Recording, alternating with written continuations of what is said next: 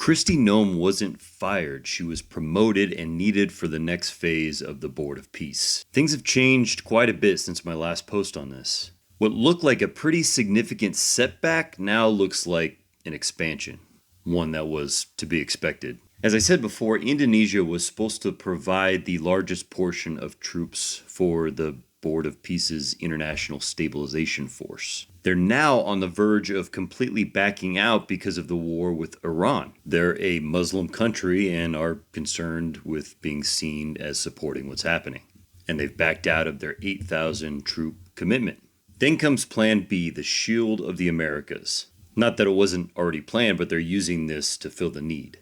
This is where Kristi Noem comes into play. Trump needs her to essentially be an account manager for these countries involved and work to get more included. A very powerful sales position. She'll be focused on migration and anti-cartel issues, but more importantly, these are being included in the scope of the stabilization force, which was supposed to be limited to Gaza. This is now a private military force to protect the Americas or anything else they want to. And they're already set to help with the blockades of both Cuba and Venezuela. I would imagine because Trump will need those resources abroad. The Indonesian troop gap will be filled and then some by Trump's best Latin American dictator buddies, Argentina, El Salvador, and Ecuador to start. Trump is also asking Congress for $50 billion in supplemental to the Board of Peace for what it's calling the war effort.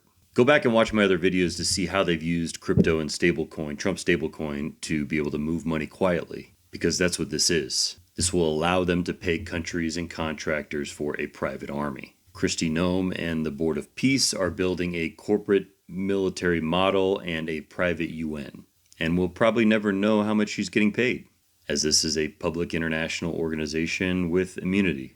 Now, it should also be noted that there might be some desperation in this on the part of Trump, as he knows he probably won't have our allies with us, our traditional allies with us in this war against Iran.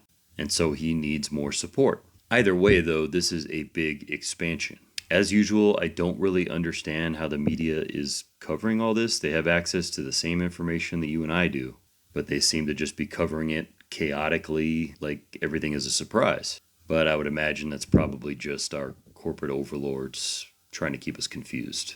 But there is a clear path and intention to all this. Make no mistake. Trump is expanding his empire, if you will, and the Board of Peace is central to all of it.